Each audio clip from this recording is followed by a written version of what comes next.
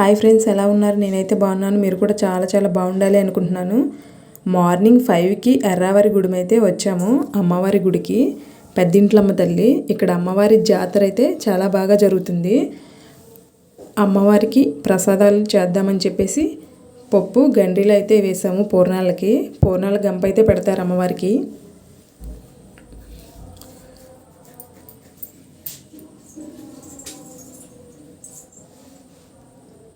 పప్పు పట్టడం అయిపోయిన తర్వాత పూర్ణాల కోసం అని చెప్పేసి రెడీ చేస్తున్నారు అమ్మ పూర్ణాలు వేయడానికి.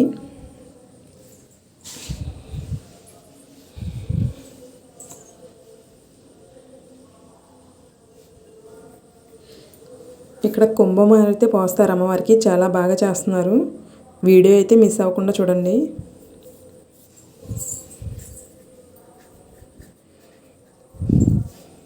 పూర్ణాలు రెడీ చేస్తున్నారు. పూర్ణాలు వేయడం అయిపోయిన తర్వాత ఈ ప్రసాదాలన్నీ అమ్మవారి దగ్గరికి అయితే పట్టుకెళ్తారు. పట్టుకెళ్ళి అక్కడ కుంభం అయితే పోస్తారు. రెడీ అయిపోతుంది, పట్టుకొని వెళ్తున్నారు.